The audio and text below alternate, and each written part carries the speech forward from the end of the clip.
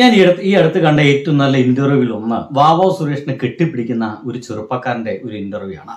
എന്തുകൊണ്ട് എന്ന് ഞാൻ പറഞ്ഞു തരാം കൃത്യമായിട്ടും. എനിക്ക് തീരെ ഇഷ്ടമില്ലാത്ത ഒരു ജന്തു ഉണ്ടെങ്കിൽ അത് ഈ ഭൂമിയിൽ ഒന്ന് പാമ്പാണ്, രണ്ടാമത്തത് ആനയാണ്. ഈ രണ്ടത്തിനടുത്തേക്ക് നമ്മൾ പോവാറില്ല. പാമ്പിന് അതിഭീകരമായിട്ടുള്ള ഭയമുണ്ട് എന്ന കാര്യത്തിൽ ഒരു സംശയമില്ല. പക്ഷെ അതേസമയം തന്നെ വാവാ സുരേഷ് എന്ന് പറയുന്ന മനുഷ്യനുണ്ട്. വാവാ സുരേഷ് വളരെ ധൈര്യപൂർവ്വം ഈ പാമ്പിനൊക്കെ പിടിച്ചിട്ട് പലപ്പോഴും ഷോ ഓഫ് ഒക്കെ നടത്തിയിട്ട് ചാക്കിലും മറ്റുമൊക്കെ ആക്കിയിട്ട് ഇദ്ദേഹം കൊണ്ടുപോയിട്ട് രക്ഷപ്പെടുന്ന പല കാര്യങ്ങളും അദ്ദേഹം പറയുന്ന പല കാര്യങ്ങളൊക്കെ നമ്മൾ കേട്ടിട്ടുണ്ട്. പേഴ്സണലി വാവാ സുരേഷ് ചെയ്യുന്ന ആ ഒരു പ്രവൃത്തിയോട് തീരെ താല്പര്യമില്ലാത്ത ഒരാളാണ്. ശാസ്ത്രീയമായി തന്നെയാണ് പാമ്പിനെ പിടിക്കേണ്ടതെന്നുള്ള കാര്യത്തിൽ എനിക്ക് വലിയ സംശയമില്ല. പക്ഷേ വാവാ സുരേഷ് എന്ന് പറയുന്ന ആ ഒരു മനുഷ്യന്റെ ഒരു ഇന്റർവ്യൂ ഈ അടുത്ത കാലത്ത് നമ്മുടെ മുമ്പിലേക്ക് 2 ദിവസം മുമ്പാണ് ആ ഒരു ഇന്റർവ്യൂ നമ്മുടെ മുമ്പിലേക്ക് എത്തിയത്. അതിൽ വാവാ സുരേഷ് 2 കാര്യങ്ങൾ പറഞ്ഞു കേട്ടപ്പോൾ അദ്ദേഹം പിടിക്കുന്ന പാമ്പിനേക്കാൾ അതിഭീകരമായ വിഷമുള്ള ജന്തുക്കൾ മനുഷ്യപാമ്പുകൾ നമ്മുടെ നാട്ടിലൊക്കെ ഉണ്ടല്ലോ എന്ന് എനിക്ക് തോന്നിപ്പോയി.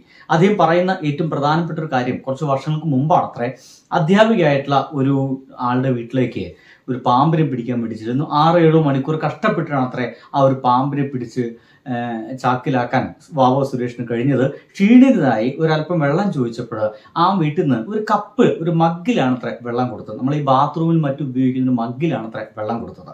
ആ വെള്ളം കുടിക്കാൻ നോക്കുന്ന സമയത്ത് ആ വീട്ടിൽ തന്നെ വേലക്കാരൻ വന്ന് പറഞ്ഞു അത്രേ, വാവോ സുരേഷ് ചേട്ടാ ആ ഒരു വെള്ളം കുടിക്കേണ്ട, അത് ബാത്റൂമിൽ നിന്ന് കക്കൂസ് നിന്നെടുത്തൊരു വെള്ളമാണെന്ന് പറഞ്ഞു. അതായത് വാവാ സുരേഷിനെ പോലുള്ള ഈ പാമ്പുമായിട്ടൊക്കെ കൈകാര്യം ചെയ്യുന്ന, പാമ്പുമായിട്ട് ഇടപഴകുന്ന ആളുകൾക്ക് തൻ്റെ വീട്ടിലത്തെ ഗ്ലാസ്സിൽ വെള്ളം കൊടുക്കാൻ പറ്റില്ല എന്ന് പറയുന്ന ചിന്താഗതിയുള്ള ആളുകൾ ഒരുപക്ഷെ അത് വാവോ സുരേഷിന്റെ നിറം കണ്ടിട്ടായിരിക്കാം, വാവോ സുരേഷിന്റെ ജാതി ഏതെന്നൊക്കെ തിരിച്ചറിയാതെ ആയിരിക്കാം. മിക്കവാറും അദ്ദേഹം എന്തൊക്കെയോ ലോവർ കാസ്റ്റ് ആണോ മറ്റൊക്കെ ചിന്തിച്ചതിന്റെ ഭാഗം കൂടിയായിട്ടായിരിക്കാം അങ്ങനെ വെള്ളം കൊടുത്തതെന്ന് നമ്മൾ അനുമാനിക്കേണ്ടിയിരിക്കുന്നു. രണ്ടാമത് വാവോ സുരേഷിന്റെ ഒരു ഉറ്റ സുഹൃത്ത് ഒരു ഓണത്തിന് ഊണ് കഴിക്കാൻ വിളിച്ചു എന്നുള്ളതാണ്.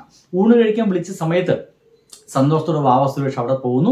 ഊണ് കഴിഞ്ഞ സമയത്ത് പായസം ഉണ്ടെന്ന് പറയുന്നു.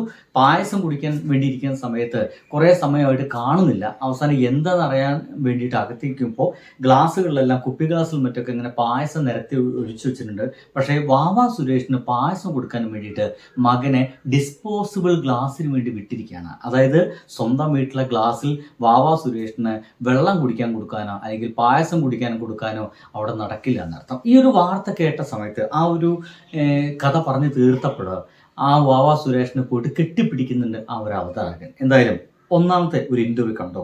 ഒരുപാട് അനുഭവമുണ്ട്. ഒരു നെയ്യാറ്റിൻകരയ്ക്ക് അടുത്താണ്. നെയ്യാറ്റിൻകര പോണ്ട, ഒരു അമ്പലത്തിനടുത്ത് എവിടെയാണെന്ന് എന്റെ ഓർമ്മ. ഒരുപാട് വർഷം പഴക്കമുണ്ട്. അപ്പൊ അവിടെ ഞാനിങ്ങനെ ഒരു എഡ്യൂക്കേറ്റഡ് ആയ അമ്മയാണ് കേട്ടോ. അമ്മ അന്ന് റിട്ടയർഡ് ആയിരുന്നു. പ്രിൻസിപ്പളോ മറ്റായിരുന്നു. അതേ എന്താ പറയാ, അത് പോയി മതിൽ പൊളിച്ച് ഏകദേശം എനിക്കൊന്നൊരു ഉച്ചയ്ക്ക് ഒരു 11:30 തുടങ്ങി ഒരു 6 മണിക്ക് അത് കിട്ടുന്നു.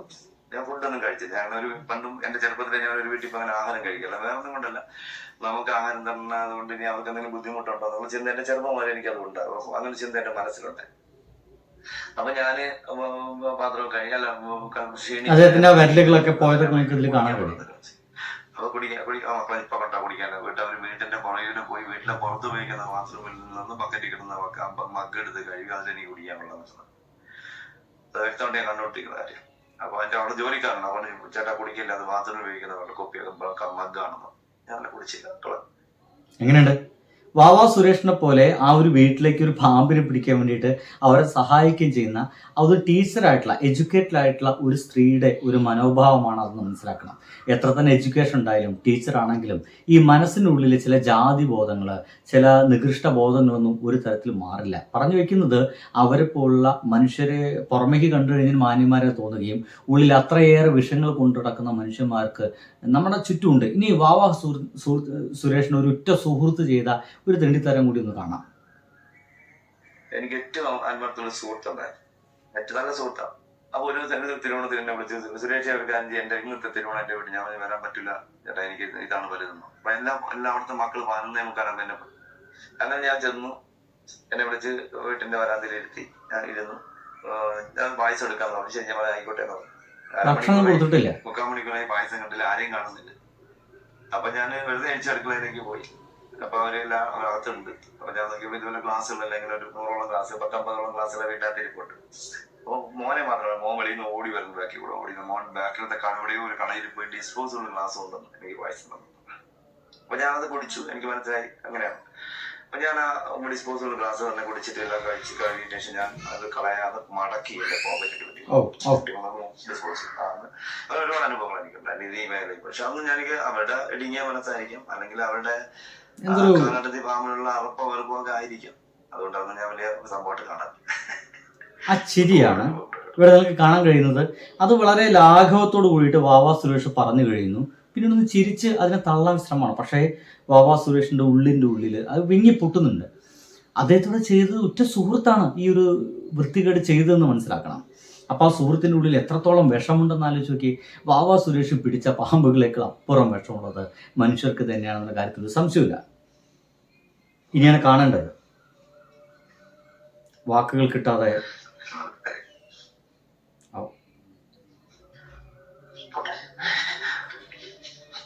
Beautiful beautiful.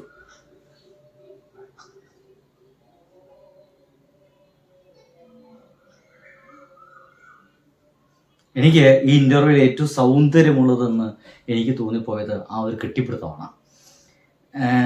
ഒരുപക്ഷെ ജീവിതത്തിൽ അങ്ങനത്തെ ഒരു കെട്ടിപ്പിടുത്തം വാവാ സുരേഷിന് എവിടെ തന്നെ പോയിട്ട് പാമ്പ് പിടിച്ചപ്പോഴും ആരും കൊടുത്തിട്ടുണ്ടാവാൻ സാധ്യതയില്ല. ഒരാളും അങ്ങനത്തെ ഒരു ആശ്ലേഷം കൊടുത്തിരിക്കാനുള്ള ഒരു സാധ്യതയില്ല. അപ്പോഴാണ് അങ്ങനത്തെ ഒരു മനുഷ്യനെ ഇതൊക്കെ പോട്ടെ പോട്ടെ എന്ന് പറഞ്ഞിട്ട് കരഞ്ഞുകൊണ്ടിരിക്കുന്ന ആ ഒരു മനുഷ്യനെ സമാധാനിപ്പിക്കുന്നത്. ഒരു ഗ്രേറ്റ് മനുഷ്യനാണ് ആ ഒരു ചങ്ങാതി, ആ ഒരു ഇൻ്റർവ്യൂവർ എന്ന് എനിക്ക് തോന്നിപ്പോകുന്നു. കാരണം മറ്റുള്ളവർക്കുള്ള ഒരു കാട്ടൽ കൂടുതൽ, ഒരു കാണിച്ചു കൊടുക്കൽ കൂടിയാണ്. ഇങ്ങനെയൊക്കെ ഇതാണ് മനുഷ്യൻ, ഇങ്ങനെയൊക്കെ തന്നെയുള്ള മനുഷ്യൻ എന്ന് പറയുന്നത്. പക്ഷേ അതേസമയം തന്നെ ഇപ്പോഴും വാവാ സുരേഷിനോട് ഇങ്ങനെ അയിത്തം കൽപ്പിക്കുന്ന ആളുകളൊക്കെ നമുക്ക് ചുറ്റുമുണ്ട്. ഇങ്ങനെ അയിത്തമൊന്നും നമ്മുടെ നാട്ടിൽ നിന്ന് വിട്ടുപോയിട്ടില്ല. അത് നിങ്ങൾ ഈ അമ്പലങ്ങളൊക്കെ പോയി കഴിഞ്ഞാൽ ഇപ്പോഴും ഒരു ജാതിക്ക് താഴെയുള്ള ജാതിക്കാർക്ക് മുഴുവൻ ഈ പറയുന്ന ഈ എന്താണ് പ്രസാദമൊക്കെ എറിഞ്ഞു കൊടുക്കുന്ന പരിപാടിക്കൊന്നും ഒരു മാറ്റവും വന്നിട്ടില്ല കേട്ടോ. ഇപ്പോഴും എറിഞ്ഞു കൊടുക്കുക തന്നെയാണ്, തൊടില്ല. അയിത്തം എന്ന് പറഞ്ഞ സാധനം തൊട്ടുകൂടായ്മയൊക്കെ ഇപ്പോഴും ശക്തമായിട്ടുണ്ട്. എന്നിരുന്നാലും നമ്മുടെ വിവാഹ പരസ്യങ്ങളിൽ വിവാഹം ആരെ കഴിക്കണം എന്നുള്ള കാര്യങ്ങൾ മുഴുവൻ നിങ്ങൾ നോക്കിക്കഴിഞ്ഞാൽ ഇത്തരത്തിലുള്ള അയിത്തങ്ങളൊക്കെ വളരെ ശക്തമായിട്ട് കാണാൻ സാധിക്കും. അത്തരം ചിന്താഗതികളൊക്കെ ഇഷ്ടം പോലെയുണ്ട്, അത് ഭീകരമായിട്ടുണ്ട് എന്നുള്ളതാണ്. എന്തായാലും വാവാ സുരേഷിൻ്റെ ഇൻ്റർവ്യൂ കണ്ടിട്ടുണ്ടെങ്കിൽ നിങ്ങളുടെ അഭിപ്രായം തീർച്ചയായിട്ടും എഴുതി വയ്ക്കാമെന്ന് പറഞ്ഞുകൊണ്ട് നിർത്തട്ടെ. ബൈ.